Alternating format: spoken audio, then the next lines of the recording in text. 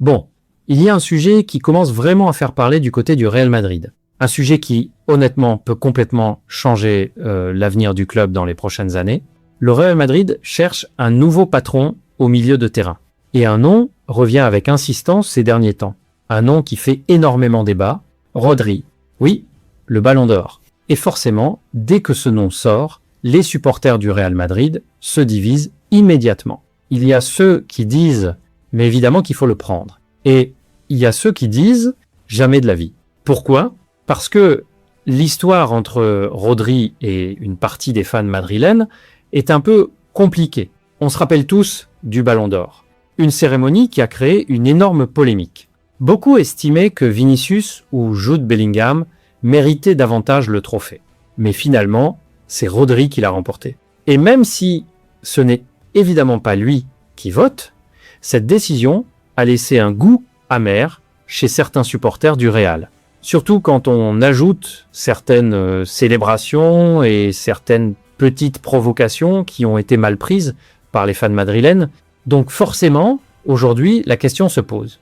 Si Rodri venait réellement au Real Madrid, est-ce que tout le monde l'accepterait ? Et surtout, est-ce que certains joueurs l'accepteraient ? Parce qu'il y a un autre sujet derrière cette histoire, Vinicius. Aujourd'hui, Vinicius est l'un des visages du Real Madrid. C'est un joueur qui a porté le club dans des moments très importants.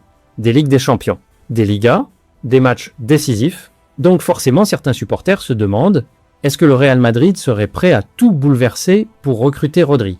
Est-ce que le club serait prêt à prendre un risque pour un joueur qui arrive à un moment particulier de sa carrière ? Parce que Rodri, aujourd'hui, c'est plus un joueur de 25 ans. Il approche de la trentaine et surtout, il revient d'une blessure très sérieuse.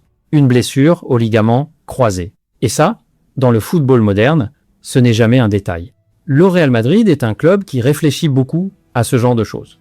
D'habitude, la stratégie est très claire. Le club préfère recruter des joueurs jeunes.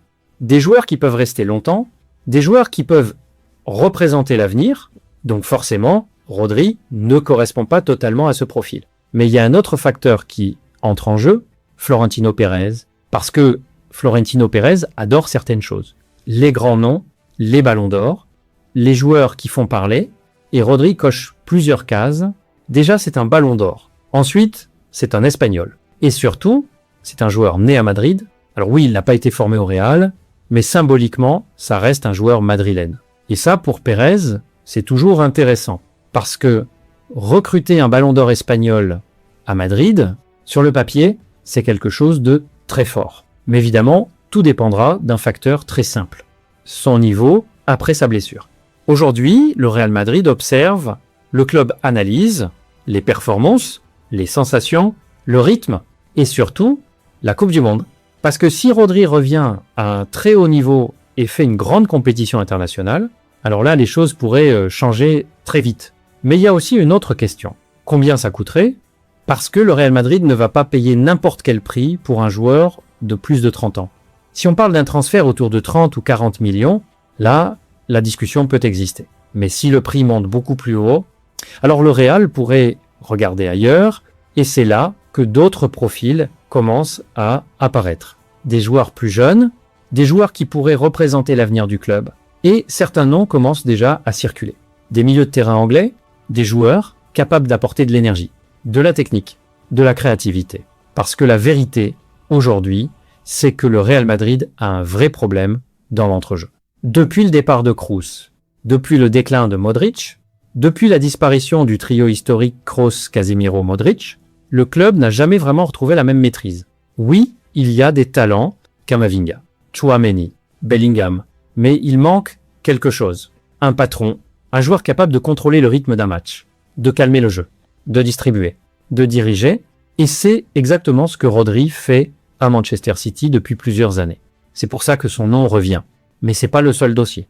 Parce que, pendant que certains parlent de Rodri, d'autres pensent déjà à une révolution beaucoup plus profonde au Real Madrid. Et cette révolution pourrait ne pas passer uniquement par des transferts. Elle pourrait aussi passer par les jeunes du club, parce que certains pensent que la solution n'est pas forcément d'acheter toujours plus de joueurs, mais plutôt de reconstruire une identité avec une nouvelle génération.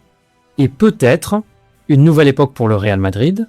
Maintenant, il y a une autre idée qui commence à prendre de plus en plus de place dans les discussions autour du Real Madrid. Une idée qui, honnêtement, pourrait changer beaucoup de choses. Et cette idée est simple. Et si la solution n'était pas forcément d'acheter des stars, mais plutôt de faire confiance aux jeunes du club, parce que ces derniers mois, on a vu quelque chose d'intéressant. Quand certains jeunes ont eu leur chance, ils ont montré une chose que beaucoup de supporters réclament depuis longtemps. De l'envie, de l'intensité, de la grinta. Et ça, dans certains matchs, on le voit plus forcément chez certains joueurs expérimentés. Quand on regarde certains jeunes qui sont entrés récemment, on voit des joueurs qui courent partout. Des joueurs qui pressent, des joueurs qui tentent des choses, des joueurs qui jouent comme si chaque minute sur le terrain était une opportunité unique. Et ça parle énormément aux supporters. Parce que le Real Madrid, historiquement, c'est pas seulement un club de stars. C'est aussi un club qui a su créer des générations, des groupes, des cycles. On se souvient tous de certaines périodes où un noyau de joueurs a marqué l'histoire du club. Et aujourd'hui, certains commencent à se demander, est-ce que le Real Madrid ne devrait pas recréer ce genre de groupe? Parce que quand on regarde l'effectif actuel, il y a un problème qui revient souvent. L'irrégularité. Certains joueurs alternent entre très bons matchs et performances très décevantes. D'autres sont souvent blessés, d'autres encore n'ont jamais vraiment confirmé les attentes placées en eux. Et forcément, quand un club comme le Real Madrid enchaîne des saisons sans grand titre, la pression devient énorme. Parce que ce club n'est pas comme les autres. Au Real Madrid, une saison sans Ligue des Champions ou sans Liga, c'est déjà considéré comme un échec. Et quand ça arrive 2 fois de suite, les critiques deviennent encore plus fortes. C'est pour ça que cet été sera extrêmement important. Probablement l'un des mercatos les plus importants de ces dernières années.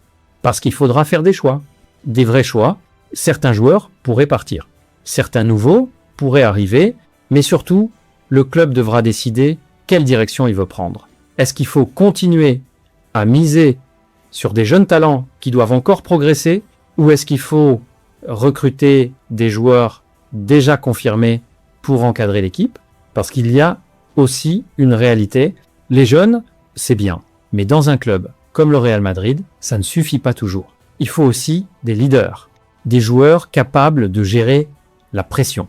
Des joueurs capables de faire la différence dans les moments importants. Et aujourd'hui, certains noms reviennent souvent dans les discussions.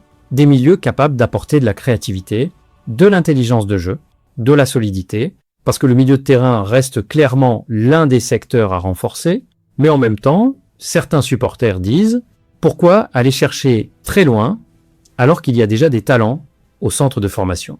Parce que ces jeunes connaissent le club, ils connaissent l'histoire, ils connaissent les valeurs. Et surtout, ils ont quelque chose à prouver. Quand un jeune joueur entre sur la pelouse du Bernabéu, il joue avec une motivation énorme. Il veut montrer qu'il mérite sa place. Et parfois, cette énergie peut faire la différence. On l'a déjà vu dans plusieurs matchs récemment. Certains jeunes ont apporté une fraîcheur que l'équipe n'avait plus. Et ça, c'est un signal intéressant. Parce que reconstruire une équipe ne veut pas forcément dire dépenser des centaines de millions.